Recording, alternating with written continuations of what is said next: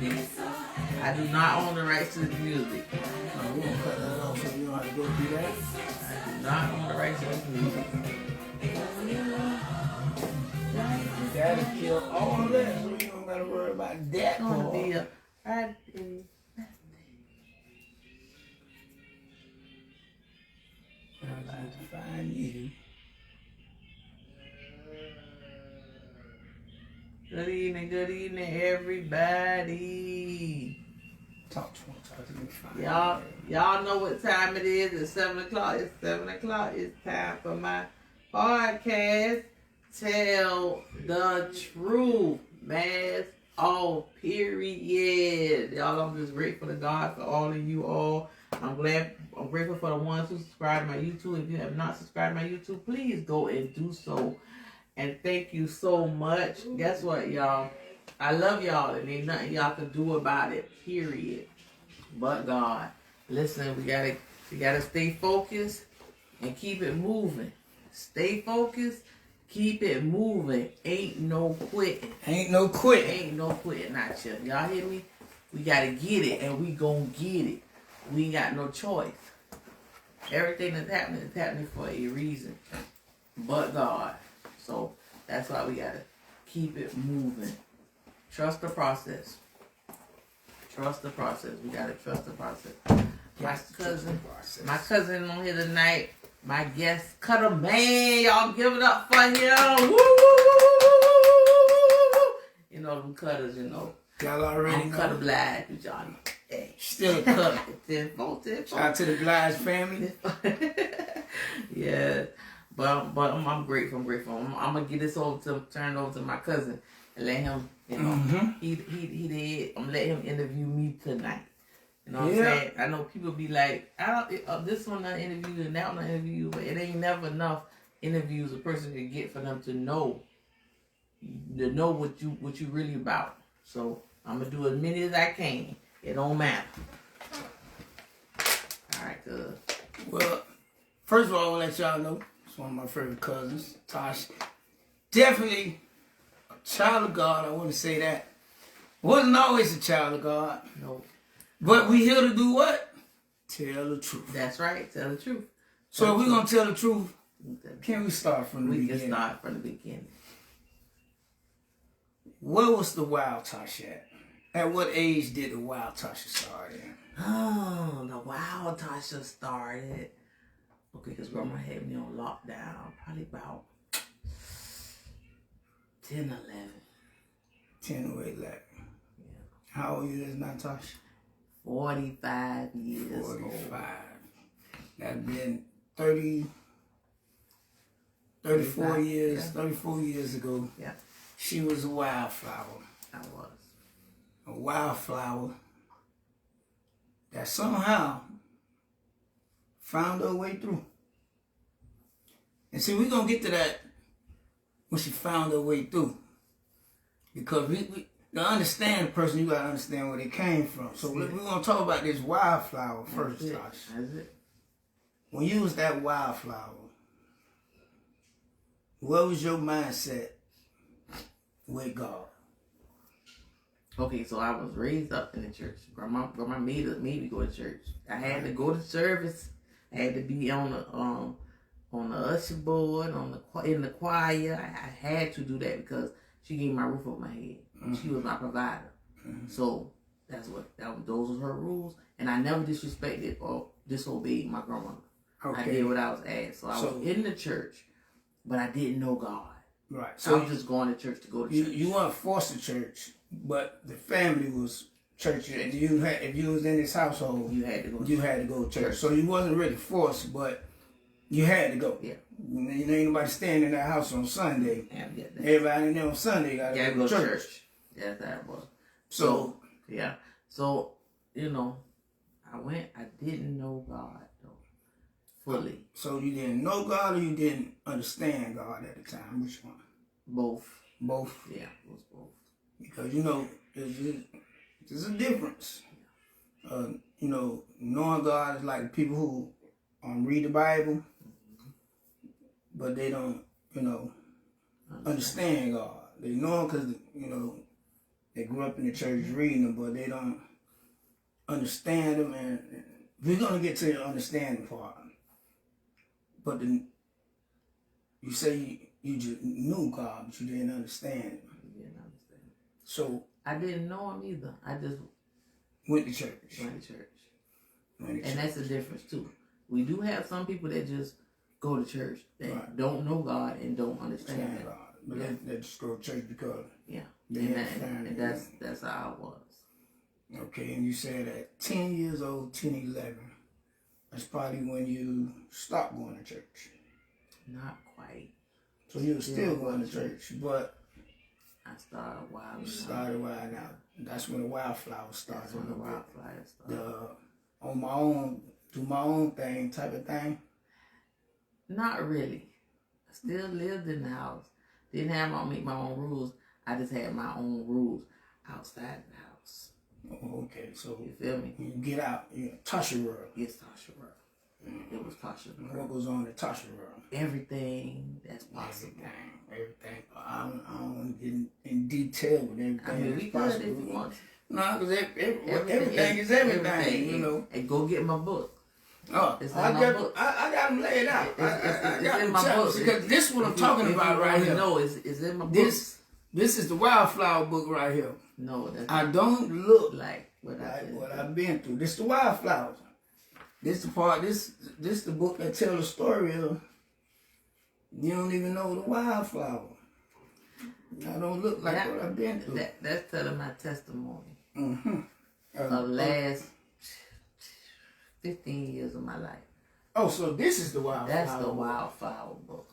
No. Don't let your beginning become your end. Y'all must get these books. They definitely in Barnes & Noble and on Amazon. You see, I got both. And on my website, Total Purpose, exactly. 1, 2, 3. I'm waiting on the third one to come. Yeah.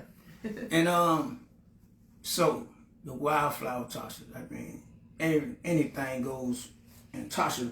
Once it's Tasha time, I can imagine that come with a lot of things, especially drinking, smoking. I wasn't smoking yet. No.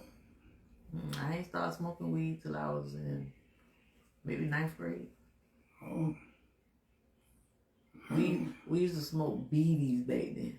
Oh, them little brown things? Yeah. We used to smoke BDs. What do that do for you? I don't even remember. It was just look cute. We used to smoke BDs. Y'all know BDs. Y'all remember the BDs. Y'all remember the BDs. We used to smoke the BDs. Me and my cousin Keisha, we used to smoke the BDs. That's what I was going to ask too. Did the wildflower have an entourage or just Natasha? No, I used to be I had several groups, you know what I'm saying? Because I'm just that person, my personality. I can be with everybody. Anybody who I was with, if I was with my homegirl today and I was with my other homegirl the other day, we had fun. But everybody always told me, one of them came to church with me and heard my testimony and she said, Gosh, I didn't know that. She said, we always had a ball. I said, I know. I would be with different groups. I always fit in. So you basically, what's that like? That shine. But you just was on Tasha shine at the time. But I was dim. Yeah, you was dim, but you was shining. You were shining because when you came around, everybody loved when Tasha came around. So even though the light was dim, it was bright enough to make everybody around happy. Yeah. That's one thing. That was my goal. That's one thing you could notice. Yeah.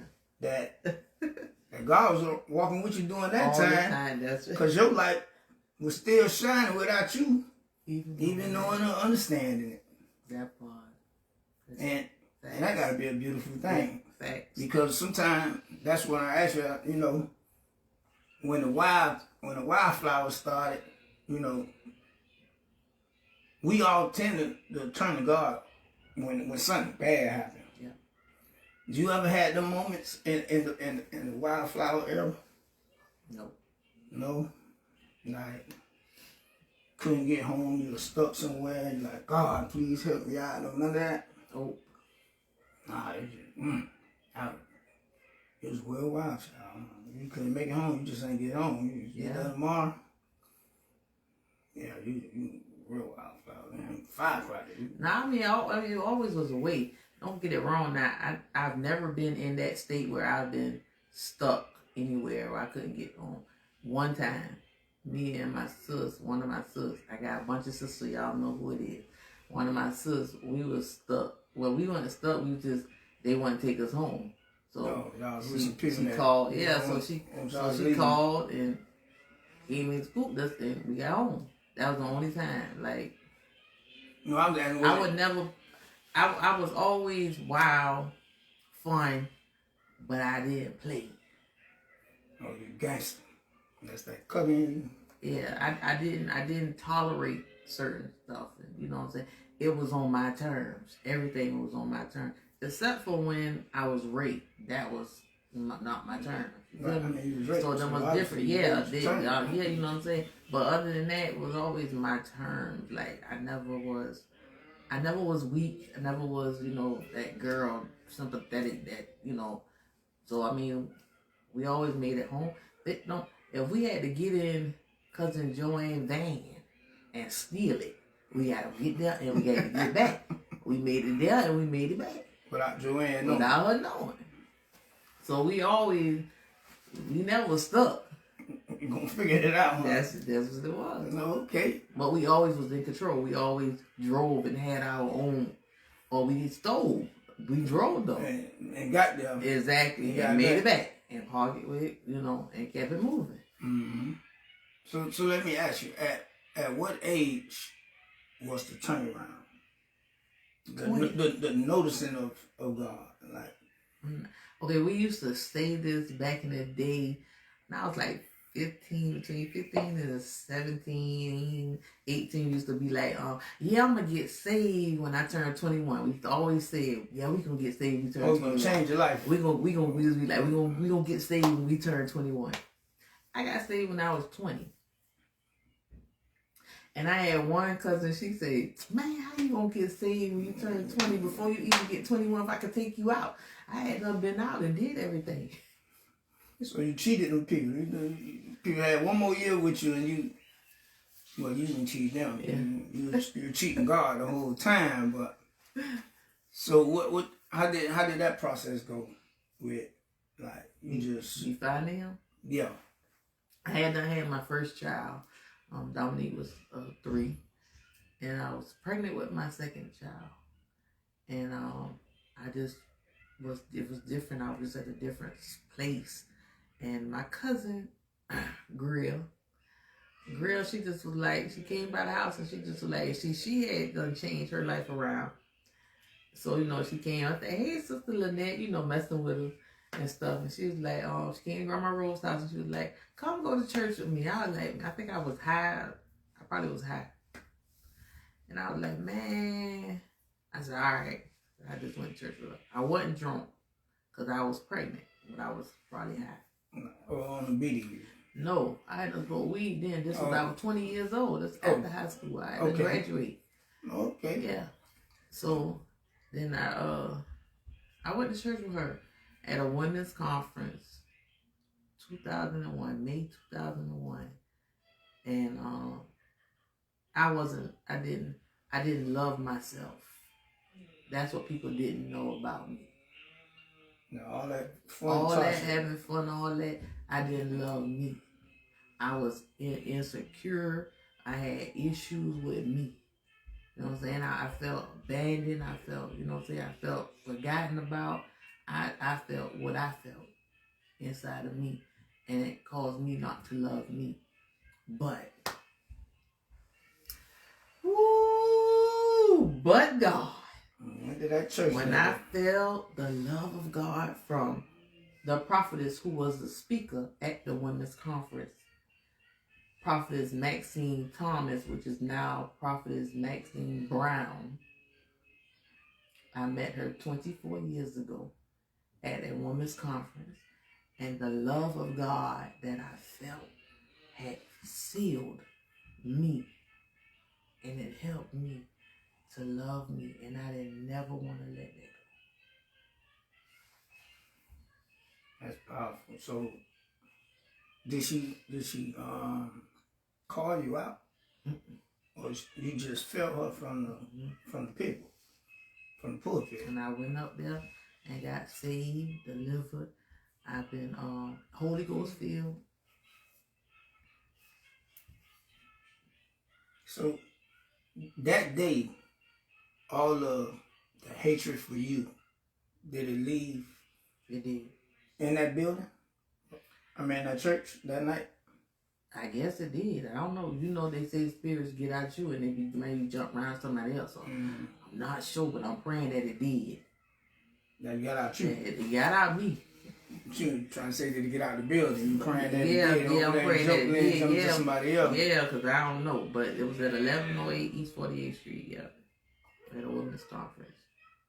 And you been saint, holified ever since then. I'm still sanctified and Holy Ghost filled. I am. Friday. But God. But God. Y'all here. Don't get it twisted. Don't get it twisted. And we're going to do some call-ins, too. We got a number y'all can call in. And, you know, y'all got any questions y'all want to ask. So while we in the midst of this interview, I'm definitely going to put the number in the comments. But I'm going to keep continuing with the interview because now that you say you're not the wild flower no more, now you're the holy flower. And now, I watch your works. I watch you go around. And I want to talk about the downtimes of having God with you. When I say the downtimes, I mean like when you had your stroke. Like, I know how you felt because we already had this conversation. But for the viewers, how did you feel when you had your stroke? As far as in your passion with the man upstairs.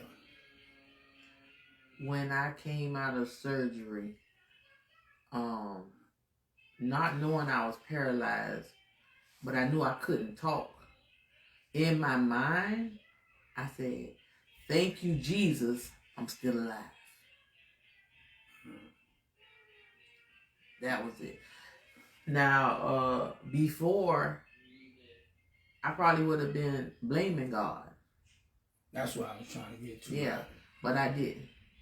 I automatically told him, "Thank you," because I was still alive. And that meant much to me, even now. Without even knowing that you was paralyzed on one side. Without even knowing. You just was conscious, grateful, though. Yeah. And grateful that I'm still alive.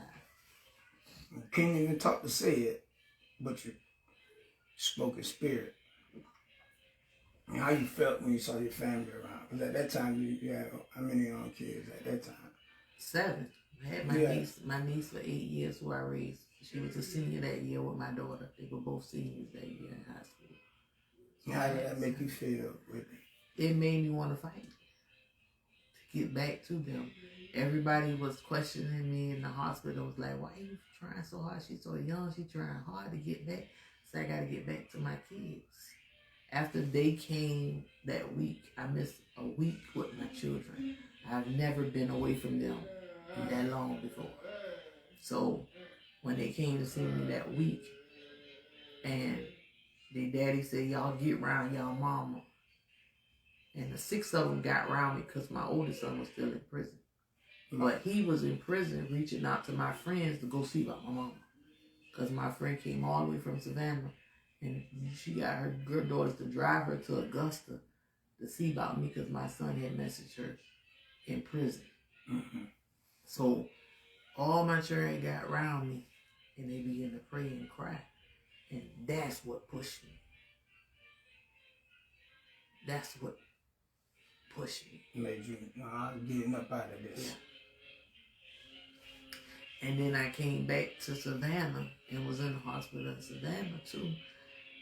And my grandmother Rose, she came to see me. And I never wanted, that's the woman who raised me. That's why I'm strong as I am, because of her. You hear me? Mm-hmm. Everything that I am, because of my grandmother. She put it in me. And she did a great job. Mm-hmm. And she came to see me in the hospital. And I never want my grandmother to see me down. I was kind of upset that they brought her to see me like that. But I had to make it good. I said, hey, Grandma, we in the same wheelchair. Because I was in the wheelchair just like my grandma. You feel me? But it was hurting, but I still had to, you know what I'm saying? Mm-hmm. And then they had got me up to help me walk. And she said, you got it, baby. You got it. Keep on. Keep it on. I know that. It was a touching moment for you right there. Because again, you ain't never want her to see you in a weak position. But the fact that even seeing you in a weak position, she still encouraged you, like watching a child fall in the racetrack and get up. And to hear your parents, you got it, go, you go get it, go. That's, that's a real heartfelt moment. You know what I'm saying? To actually, you're basically like your superhero. Yeah. When you trying to show a superhero, you're a superhero too. But then the superhero, out of all the times they could see you, they come to see you. And then my family have never seen me down. Never. And even with all of them coming to me in Augusta and seeing me, I think I couldn't talk yet. And I was paralyzed. Just to see that, I mean, it gave me strength. Like, you know what I'm saying? Like, you're not alone. I did right there. You're not alone. Like, even for my sis out of Pembroke, they came to Augusta. My sis right here, Isha came to Augusta. My sister, Rika, it was just like, you know what I'm saying? All my brothers and sisters, Sam, Samantha, Keisha, all of them came to Augusta. Grover, Monisha. You know what I'm saying? Like, you know what I'm saying? I was like, you know what I'm saying? It was just like an emotional moment. Yeah, just to see. Yeah, but I'm when you looking back from, not to cut you off, but when you looking back from when you didn't even love yourself. Didn't love myself. To see how many people my Aunt Shirley love you. Yeah, my Aunt Shirley, my cousin, brought her up there to see me to Augusta. Like, you know what I'm saying? Like, it didn't matter whether what they thought. You know what I'm saying? They didn't know I was going to make it. But still, they came. You know what I'm saying? Mm-hmm. They say, just to see family or even outside family members come, what you would say, or we would say, for little old me. Little old me. That's what I said, man. My husband been there. Like, for day one, the time I was in the hospital, he was right there. But I know it was hard on him, too. You know what I'm saying? I know it's hard on my kids. You know what I'm saying? I know that, but this is why I steer the love. This is why I help people. Because I know what it is. Mm-hmm. You feel me saying? I know it. I'm from the dirt, from the mud, but I'm going to get it. Right. You feel me? I'm the one. And that was a big get. The fact that you came out of a coma, 1, 2, being paralyzed, to actually walking, 3, to see you in church, 4, to see you up there preaching. You got a whole story to tell. And then still going. And you still living. You still that superhero that you wanted your grandma to see. And the fact your kids don't always be able to tell that story. I'd be always to tell that story. People who listening, it's a motivational story. You know what I'm saying? To see somebody who, like you said, you didn't even know why people came. Some people might have thought, hey, this might be the last time, y'all better come see her now. You never know how the table turn. To people just using you as a vessel. Like, y'all didn't tell me nothing. I watched my cousin survive. Son, I didn't even think she was going to make it. You know what I'm saying? She messed up, couldn't talk, paralyzed, this and that. And guess what? She the same one walking around doing the most. And still beat you up if you talk crazy. But a real woman of God, you know what I'm saying? And that's so beautiful, though. Like, because the strength that you got from your grandma, with the script that you got now.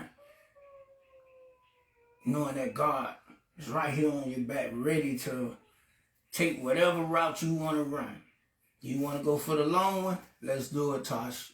You want to take the slant? Let's do it, Tosh. You want to take a little quick pitch out? Let's do it, knowing that you got that strength that you got from your grandma.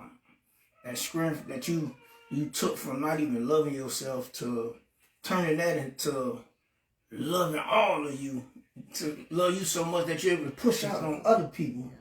How do that feel? It feels amazing when I meet people and they be like, I know you from somewhere, and I give them a hug and they be like, that hug, because I love, I'm real. Because I know what it's like. I know what it's like to feel like, you know what I'm saying? Feel like you left out. Feel like you got, like nobody loves you. You know what I'm saying? I know what that is because I've been there. And I don't ever want nobody else to feel that way. That's why I took my niece there. Because I didn't want nobody else. My grandma took me in with 15 months. Them a defect coming to her house. She ain't had to, but she did. Right. You know what I'm saying? So I don't want nobody to ever feel like that.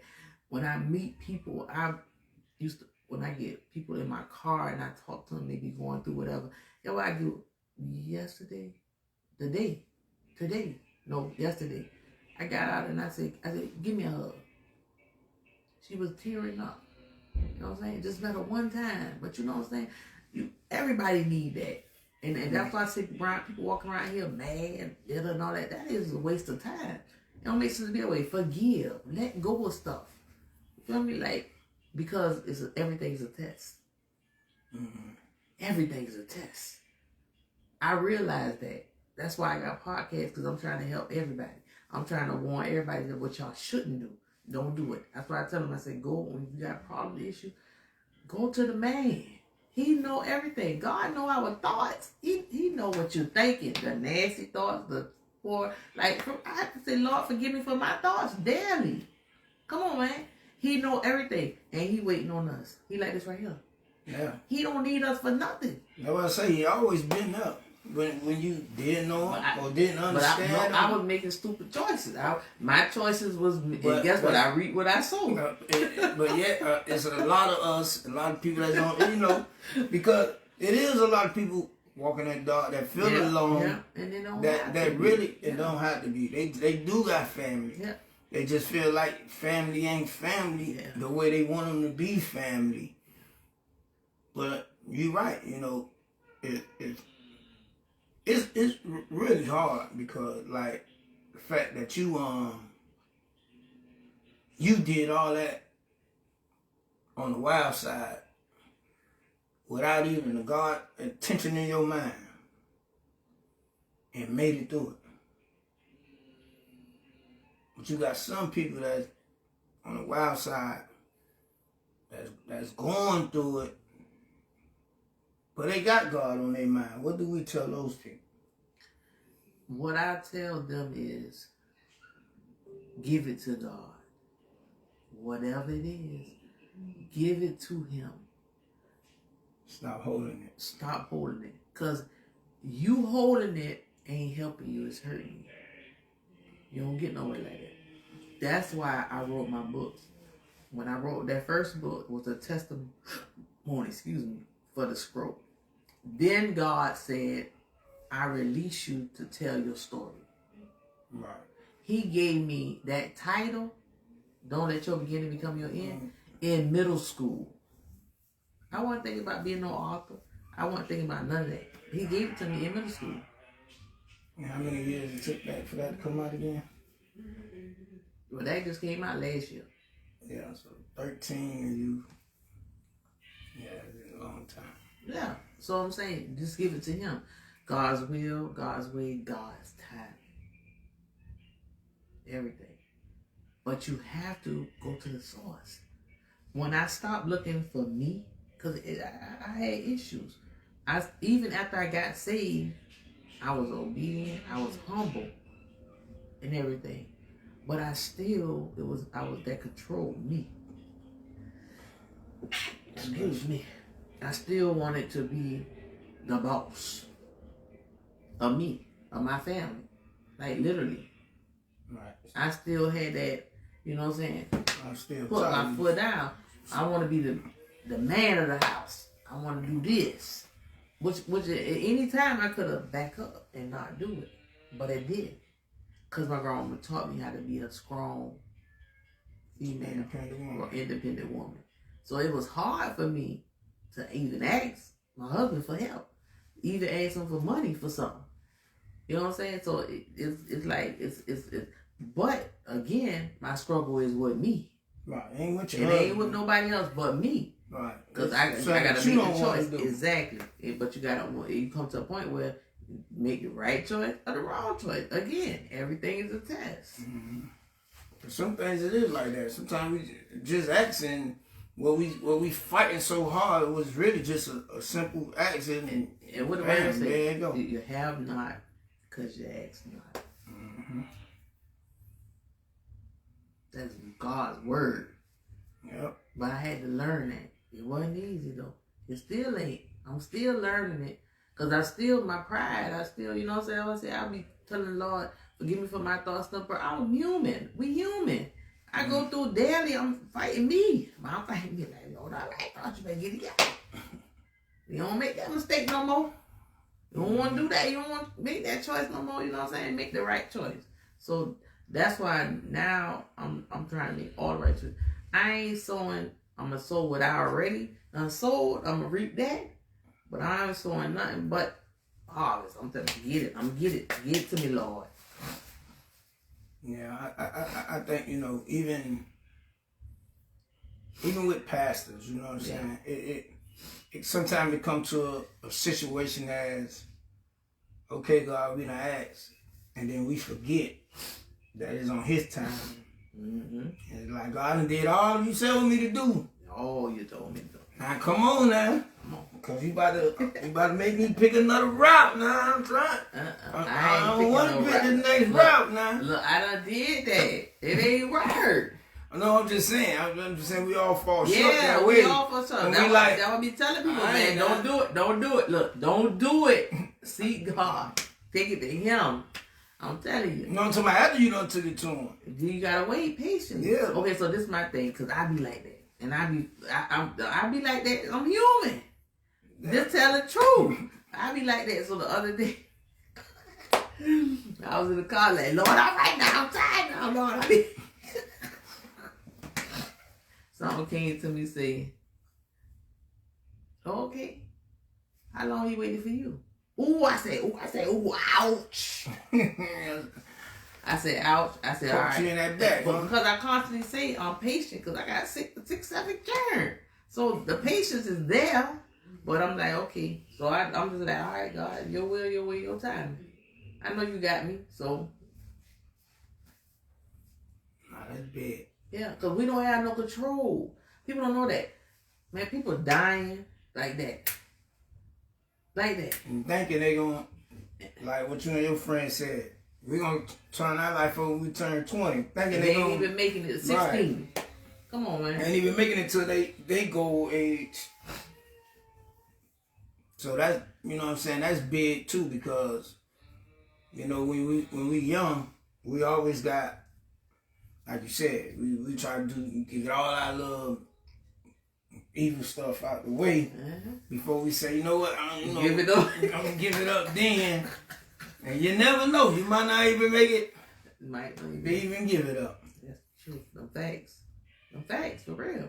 And, you know, that's a real life situation that happen with people every day, you know what I'm saying? People, you be thinking the old age dying, and you see people dying car accident or somebody just heart failure, you know what I'm saying? And then sit there and ask yourself, when did they talk to God before they died? Yep. That's it. Because and then that's another question I wanted to ask you, because not to say how much you argue with God, but it's kind of like a rhetorical question. Argue with God and question God. Like, do you ever run into those fightings? No. I don't argue with him or question him. What your people saying that you can't question God and stuff like that, to each his own. You feel me? But I be like, I just express how I'm feeling to God. You feel me? And I quote his word back to him too.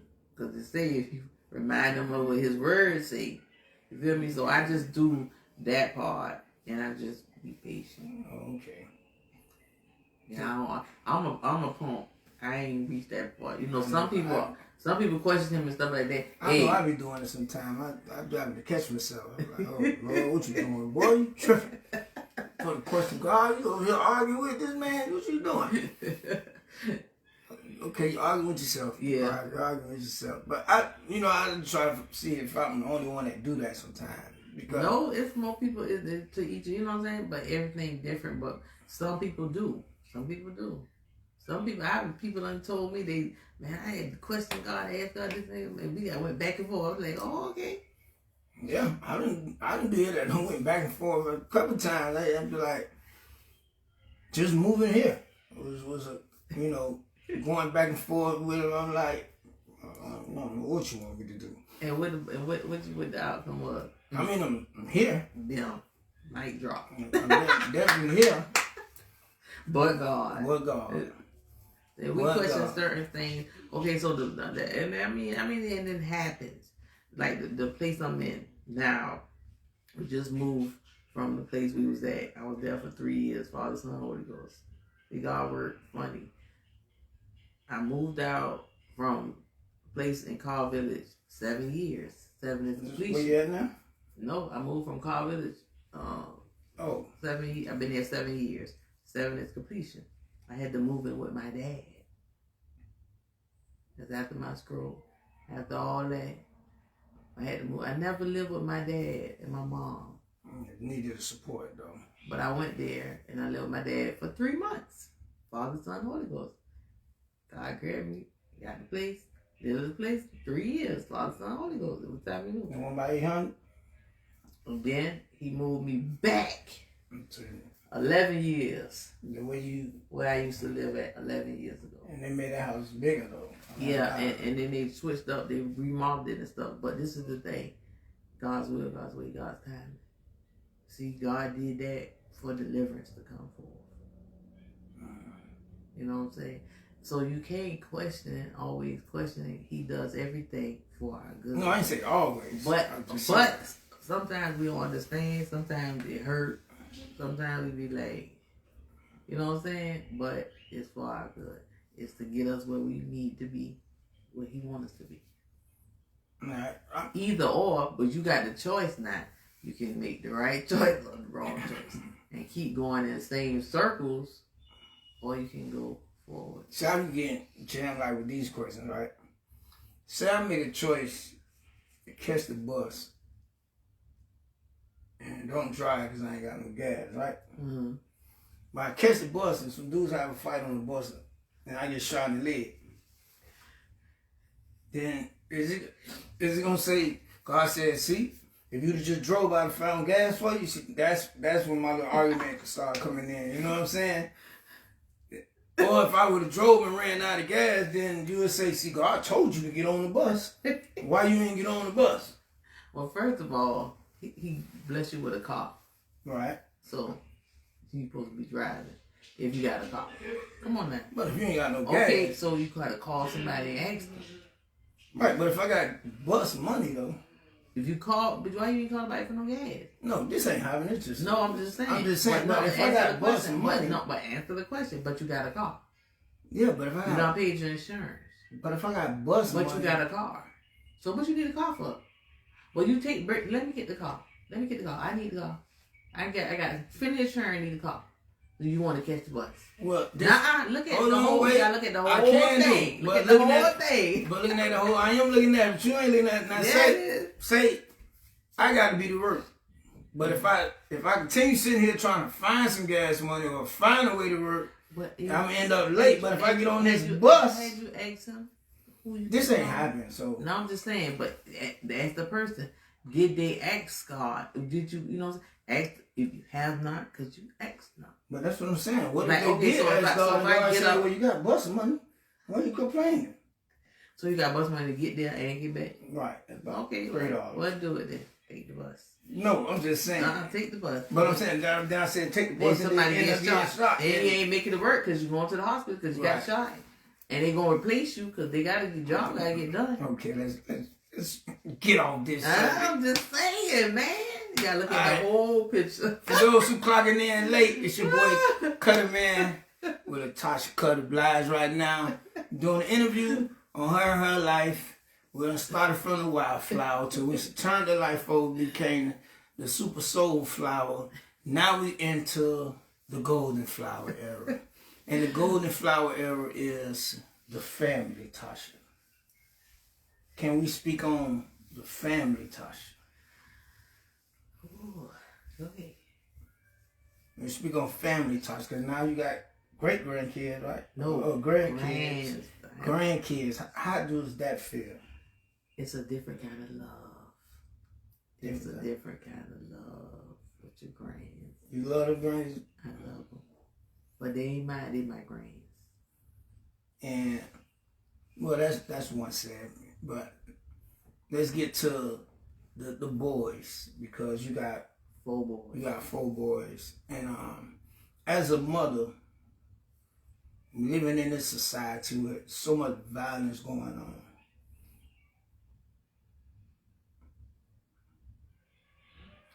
how many prayer words you have for your kids when they go out? Like I used to, at one time I used to pray with my children early in the morning when I take them to school. We used to pray in the car and stuff before they get out of the car and stuff like that. Then I used to, at one time I used to make them pray. We used to still pray, things like every day. After about maybe like 2, 3 years ago, I just don't know more. I stand fast and I do what I'm supposed to do and live how I'm supposed to live. You know, when they're 13, all their sins on them anyway. right. And train up a child in the way they should go. When they're old, they will not depart from it. So I trained up my children in the Word of God. They know the Word. They know they have a relationship with God. They still make choices. They're still human. Right. So I tell them right from wrong. If they don't come to me and ask me questions, I don't stick my nose in nothing. But if they come to me and ask me, they be like, Mama, I say, you ask. You feel me? So they come a point where I talking about me. I had made my children my God at one point, and I had to take them down. God made me, you know what I'm saying? Because they weren't my God. Right. Yeah. Put them before God. Yeah, you can't do that. So I know. And then after me going through what I went through with the stroke out the blue, because I wasn't medically sick at all, still not. They say it was from stress that I didn't even know I was under or had. I just thought I was doing the mom thing every day. You know, after going through that, I see life different. And I know everybody got that. We all here. Everybody gonna leave here. So I'm at that point. That's why I just take a lot of pictures, because we don't know. Between the boys and the girls, which one you, not to say worry about the most, but send a prayer for when they going out? Because they're the age now that they go out, right? Yeah, they go out. I don't say prayer for none of them. I don't say prayer for none of them. Nah, I just, you know what I'm saying, they covered under the blood. You know, they all live in my house. So at night I prayed over them. When I prayed, you know, like 3 o'clock this morning, 3 o'clock 2 days ago, I got up and I anointed everybody's head and prayed or whatever. And I keep it moving. I don't worry. I can't. Because anything that happens, God's will, God's way, God's timing.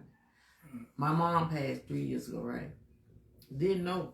Didn't see it coming. Nothing. You know what I'm saying? Well, get what I said. Lord, thank you for the years you gave me with my mama. My grandmama died on the day I had my stroke. 2 years after me having the stroke, were my past.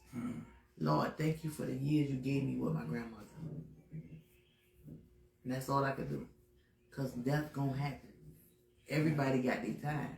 So my children ain't my gods no more. They just my children. Right. You know what I'm saying? I birthed them. I did a good job. That's all you can do. Yeah. Get them to an age. 5 down, 2 to go. 1 senior day tomorrow. 1 Safari, you know what I'm saying? I'm a proud parent. Nigga, 45, nigga. Y'all here. I'm a proud parent, and I did a great job. Mm-hmm. So, I ain't, but everybody gonna make mistakes. You gotta let them take its course. And my prophets say that all the time. Let them children take their course. Yeah, see, I'm just making sure you because I know there's women out there who got kids. Yeah. That you can't when the kids don't come home, they lose their mind. Yeah, it don't make sense. You don't have to. Listen, when my he's not 16 no more. Matter of fact, the one who got senior day tomorrow, when he went to the club with my oldest 3 children and used my oldest son ID because they look alike, they left the house. And I was sitting there and I was like, where? And they say, he going to the club. I say, God, you funny. Why? See, we got to be careful and we got to be mindful, but we got to look back. So we going to reap what we sow. And I understand that from experiences. Toss your time. So listen, I took somebody's child to the club on their 13th birthday. To the club had braces on. Oh, okay. So I had read what I saw. Oh, you feel me? Yeah, so I mean, whatever was gonna happen was gonna happen. You feel what I'm saying? Like, you can't be worried. That's what caused me my stroke. I can't be worried about nothing. I ain't got no more time to waste at all. I'm not wasting no more time. That part. Yeah, I can't worry about no bills, no nothing. Like cut off, let them cut. For real, like, bruh, it don't make sense. Like, you can't worry. You gotta be everything happens for a reason. Everything. I hear you. So we went from the grands to the kids. Now let's get to the husband. Cause now we want the family ties now. Yeah. Now tell us how you is with that man. I was his best friend at one point. I pray I'm still his best friend. February 20th about to be 23 years of marriage. That's in about 22 days. Yeah. So I mean, we good. We're different now. We had to learn each other all over again. You know what I'm saying? And we did. And now it's like if we get into a little misunderstanding and disagreement, and then next second we talking like ain't nothing ever happened. You feel me? Like, and then our kids be our mediators a lot too. Our kids, they be like, nah, and this, and mom, and daddy, and we, you know what I'm saying? So, we at a different place, and I love it, you know what I'm saying? I love where we're going to and growing to, but I see difference every day. I just be like, what? Then it'd be times when I'd be like, all right, God, now you say marriage on but bed is under vow, and you told and the whole mother's in adultery, you gonna judge. I said, now I'm done cut out the adultery now. Come on now, you know what I'm saying? I'd be like, come on now, I'd be like, all right, God. But I'm still faithful, and I'm still, doing what I'm supposed to do. You know what I'm saying? So yeah, we both have a lot to learn. Why? Because we didn't have a couple like right there with us. Right. Nobody counseled. We went to one counseling session with the pastor, and that was it. As far as, you know what I'm saying? So we kind of learned it, you know what I'm saying? Yeah. Day by day. Yeah. So yeah, I feel like we should go to counseling, but because we have been together 29 years, we've been married 23 years. What we need somebody to tell us? And I be like, because we still don't know a lot about marriage. You know what I'm saying? Like. But when you ask God to give you a man that you will love, did he not answer your prayer? But I ain't asked him that. Oh. I got pregnant. It was on my 3rd child. Oh, and I had done got saved. And I got pregnant. I got saved when I was pregnant with my 2nd child. So when I had the third child, I was already receiving. I had got sat down in church. Oh. And so I was like, that made me look bad, babe. And I was like, when we gonna get married? And he was bucking. And then all of a sudden he was like, babe, when you gonna get married? I said, when you off. And we went across the bridge. You say when you off. And I said, when you off. And we went across the bridge. We got lost that first time. And we would argue coming back. Then we went the next day, we found it. Got married. We had our daughter, Domination. She was the baby. She was born February 4th. We went February 20th. And got married. And we ain't told nobody. Okay. But, Pokey. Oh. Pokey was, because we drove her car. And that's how she knew. Yeah, but nobody else knew. So everybody was kind of upset and stuff like that. But y'all got me. You know how they get, but. Ain't like y'all, man, y'all went to the church, to the courthouse, right? Yeah. Like But we had our wedding though, our 8th year. After my husband had got saved, and yep, our 8th year anniversary, new beginnings. My daddy walked me down the aisle. Mm-hmm. So, it is what it is, but it's what you make it. You know what I'm saying? It's what you make it and stuff like that. If you if it's meant to be, it's gonna be. And I feel like, you know, a lot of times people don't understand, but they not. Cause when we was 7 years old, I've been knowing my husband since we was 7 years old. That's when my daddy married his grand aunt. And that's been a long time. Yeah. 29 years is a long time to be in a relationship. Yeah, but when we was 7 years old, he told me he was going to marry me, and I was going to have all his children. We was 7. We went to high school together, and didn't speak to each other or walk past each other in the hallway. So who approached you at the end? Well. The beginning of it, for y'all. I was on the phone with my sister, and he came to my sister's house. And he was just like, what up? I was like, what up? And we started conversating like that. He said, I'm coming to see you, never show up, you know, stuff like that. It was just like running, you know what I'm saying? Mm-hmm. And then it finally happened. Yeah, we was cut friends at first, because he was in a relationship. So we was cut friends for 2 years. That's part of why he wasn't making it when he was saying he was coming, because he probably was in a relationship. Yeah, you're right. But look at that, 29 years later, and guess what? Yeah. All the kids, the house, and grandchildren. All y'all missing nothing with a dog. Well, them children trying to get one, we like no. Y'all got a backyard. My godson brought the dog to get him. Everything had the all the stuff for him. We was like, no, not now. They ain't ready. But yeah. But I mean, yeah. Anything worth having is worth fighting for. Yeah. But you gotta fight the right way. It was times when I didn't. I was something else. And now look, you something else. But God. I'm trying to tell y'all. It's up to you though. That's all my interview for you. I hope it was a beautiful interview. I definitely enjoyed it. An awesome interview. But now it's the time. If y'all want to call in and say something to Tasha, the number is 786-287-2379. I'm going to write it in the comments real quick. We got about, Tasha, 7 more minutes? Yeah.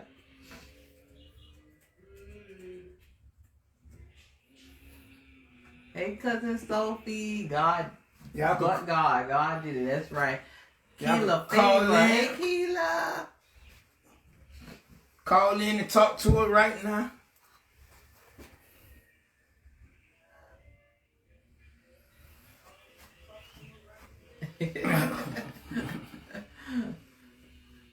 Thank y'all so much.